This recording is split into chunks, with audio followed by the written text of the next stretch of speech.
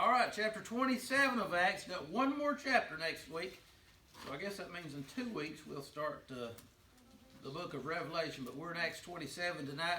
And I told you last week you might want to bring your life jackets because we're going to go on a big ship cruise tonight. We're going to be on 2 different ships. And we're going to have a crash. And we're going to wash up on the beach.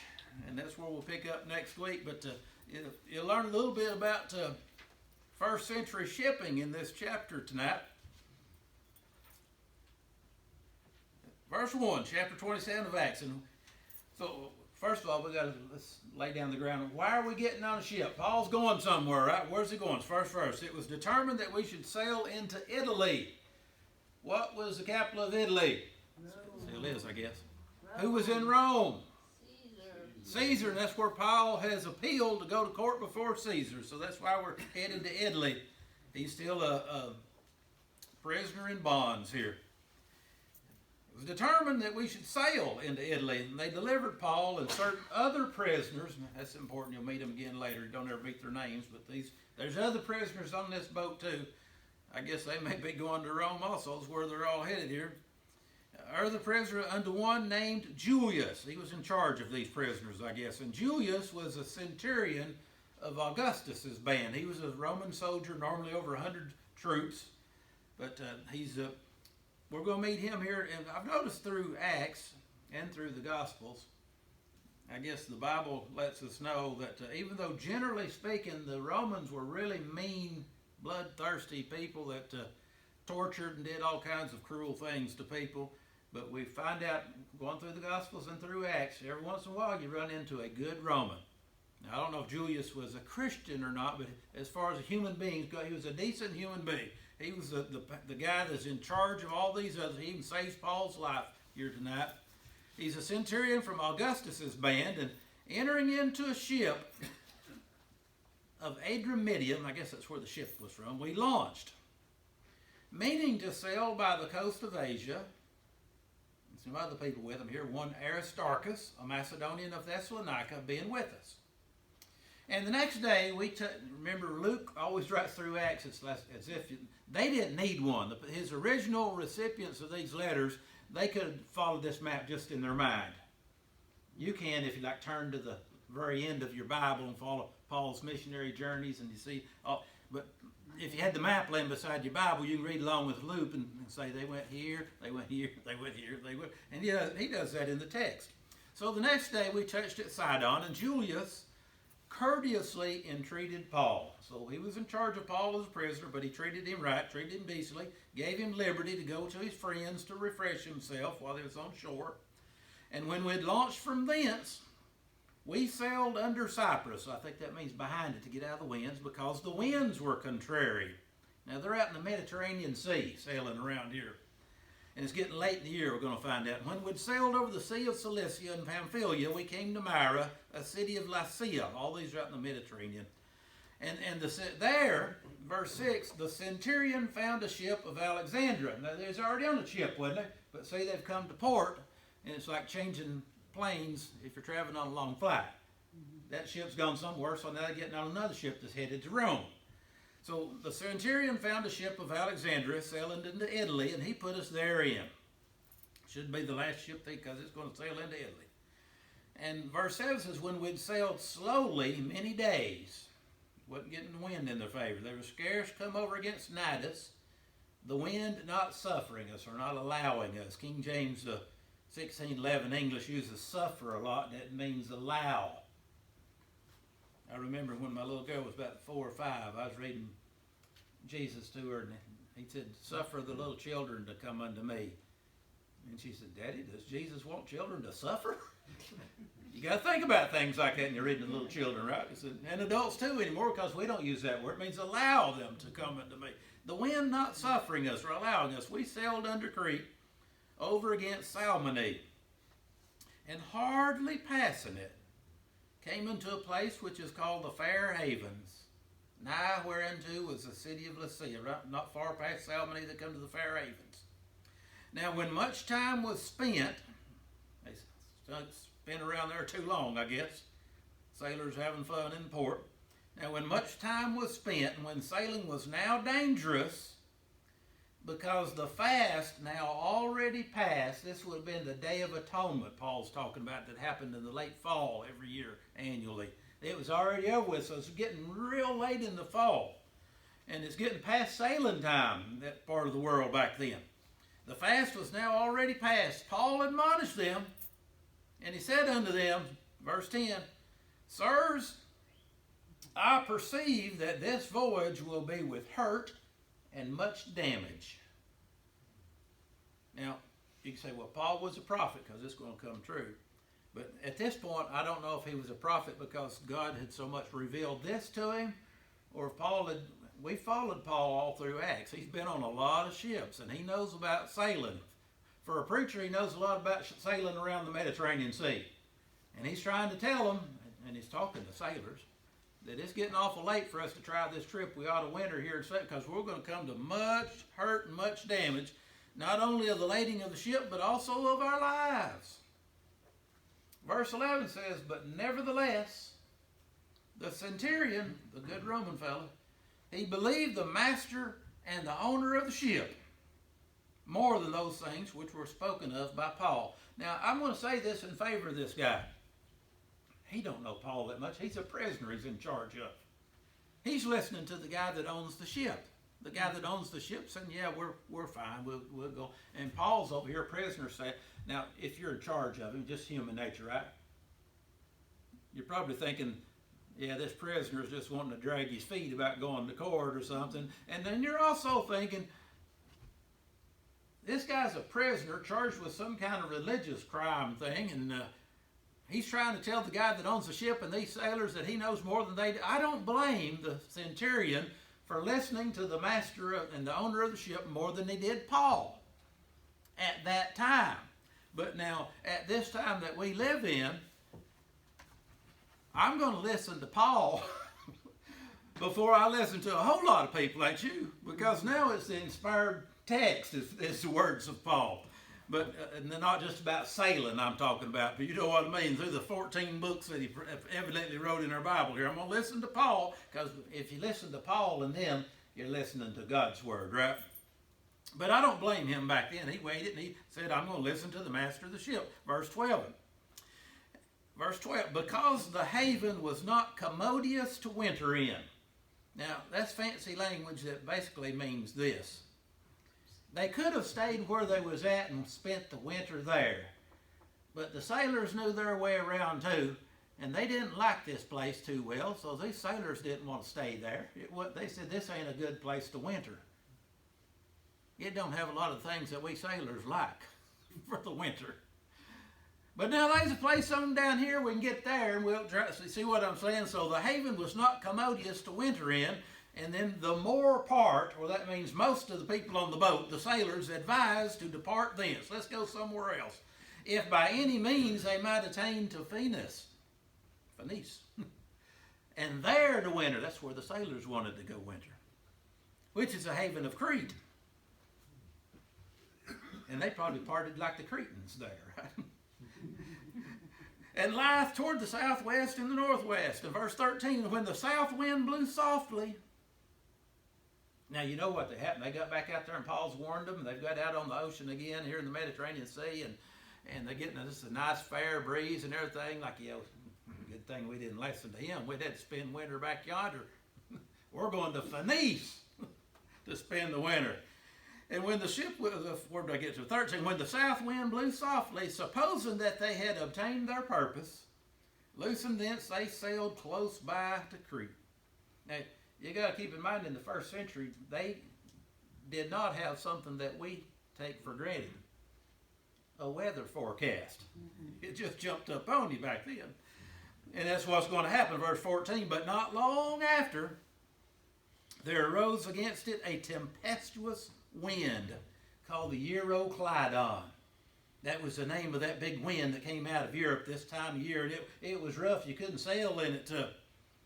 It's funny how trail workers think alike. That wind was blowing out there today, and it was really whipping the building. I was just sitting at the desk, and I could see out the window the ring cameras kept going off because the leaves were swirling around everywhere. And I thought, I bet you there's a lot of trees falling out there on our trails. About that time, my phone dinged, and it was Larry. He said, I bet there's a lot of trees falling out there on our trails. We were getting a year of Clyde on or something coming through here today, and blowing Kim's fence down and everything else. So thank God, though, we didn't get what they got in New Orleans last night. That was an ugly-looking tornado I saw in the evening news there. 15, and when they're caught in the wind, now the big wind, and when the ship was caught and could not bear up into the wind, we let her drive. That means they couldn't do nothing but just let the wind take its way. You're at the mercy of the wind now. And running under a certain island, we'll get behind that little island over there, which is called Clauda. Maybe we can get out of this wind and not capsize. But once they got back there, it said we had much work to come by the boat. And we got back there out of the wind, and now we're going to do a lot of work to get ready to get through this. And here's some of the first century sailing techniques that they used. When they had taken up, they used helps, undergirding the ship. Now, if I just had my Bible, I'd never figure out what that was, but as I read that stuff over the years, and Ron's an old sailor, he might know about this, but I'm sure they don't do it anymore. But when you had old wooden ships back then, to keep them together in a stormy sea, they'd use undergirding, helps. Here it says, helps, undergird. And what they'd do is they'd drop big old ropes off the current side of the ship and let them wash under the ship and fish them back up the other side, and you just squeeze it around the ship, making like kind of a net over it to hold everything together. So that's what they're doing here. They used helps, undergirding the ship. And fearing lest they should fall into the quicksands, the King James says. And I thought, what's quicksand? I watched Westerns, and that wasn't nothing she found out in the Mediterranean Sea. It's the sandbars. There's a name for it. Some of the Bibles even have the name there. It started with an S. But there are certain areas over there that if you get blown into the sandbars, you're done for too, because the ship will bust up. And so, fearing lest it fall into the quicksands, they strake sail, and so were driven. And we being exceedingly tossed with a tempest. The next day they lightened the ship. It got so bad they said throw everything overboard that we don't really need.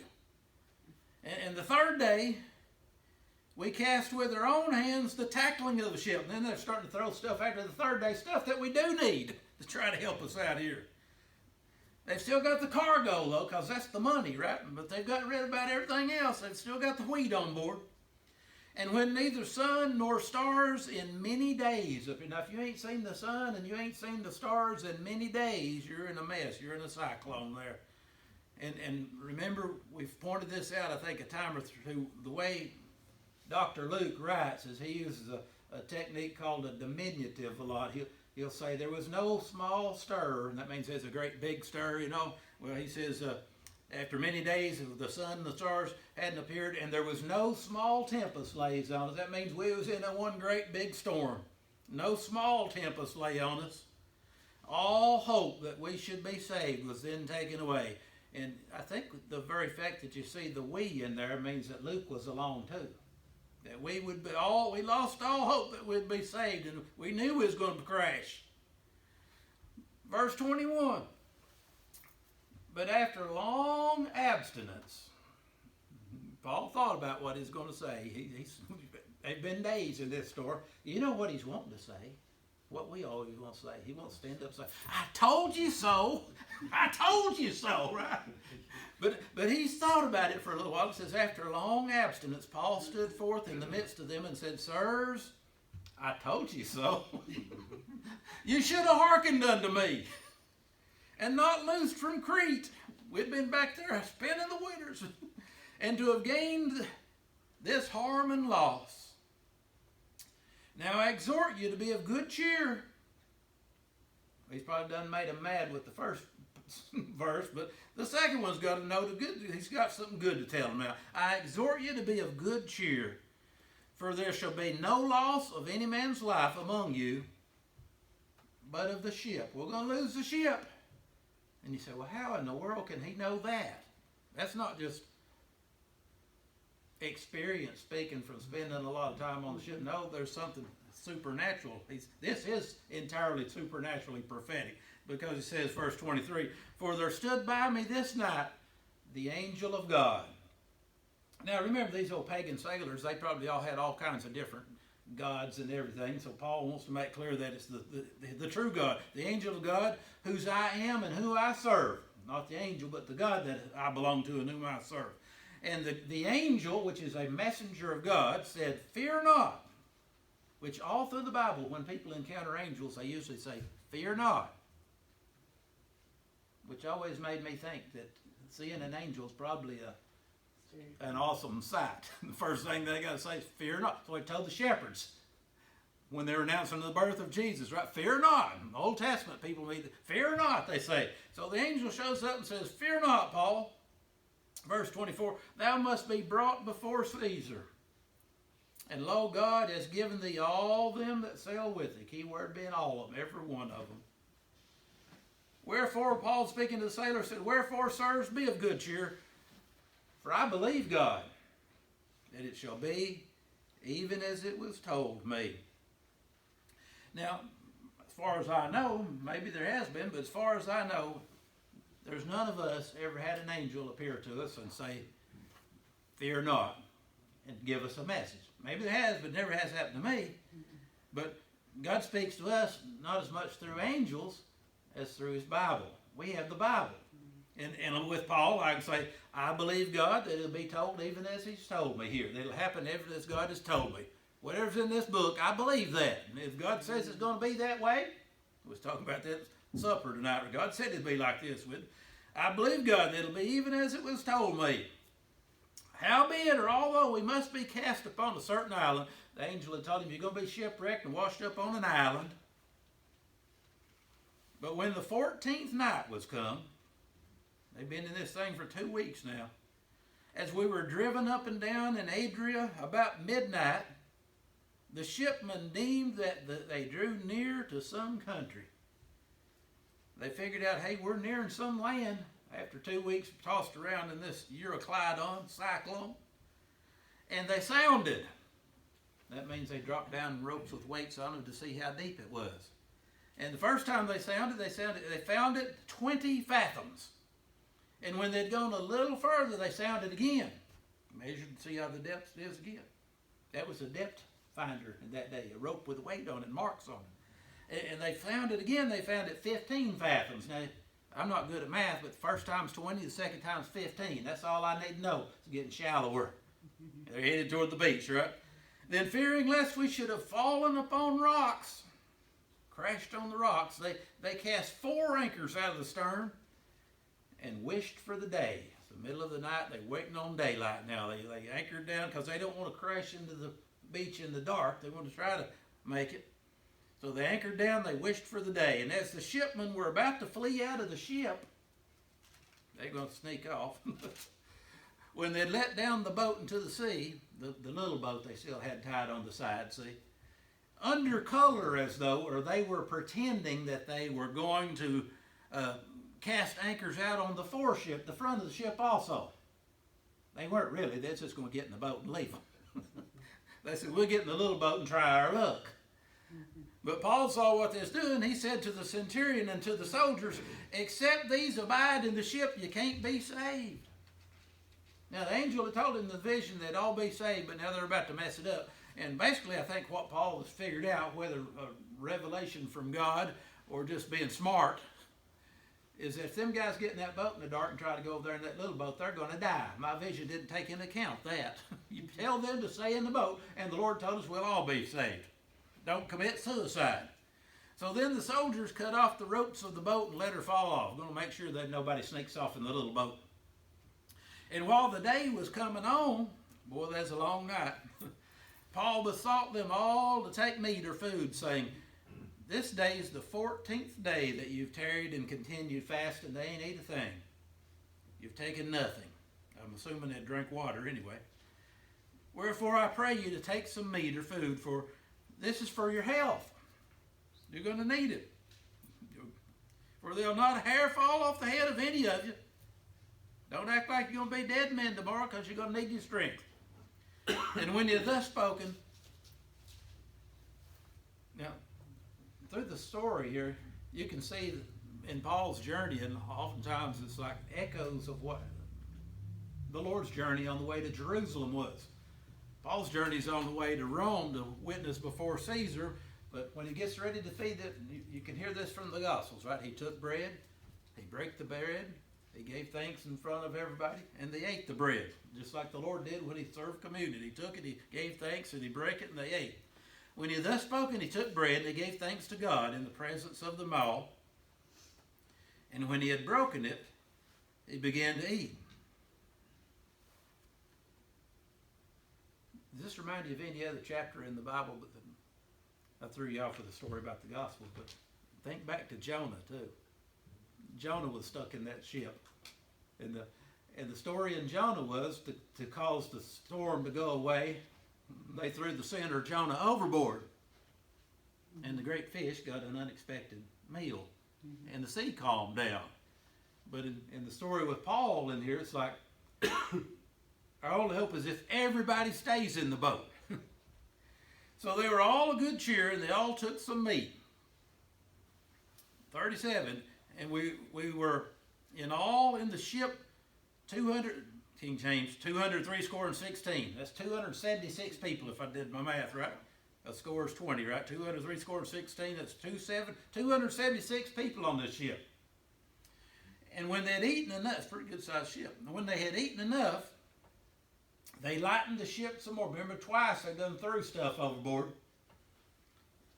Last thing, we cast out the wheat into the sea. Now, you know all hope's gone when you throw your cargo overboard because that's your money. You're going to lose, they're with your paycheck, now you're going to lose your ship too. But you're desperate when you're throwing your cargo over. And when it was day, they knew not the land. They didn't know where they was at. But they discovered a certain creek with a shore into which they were minded, if it were possible, to thrust in the ship. They had a plan.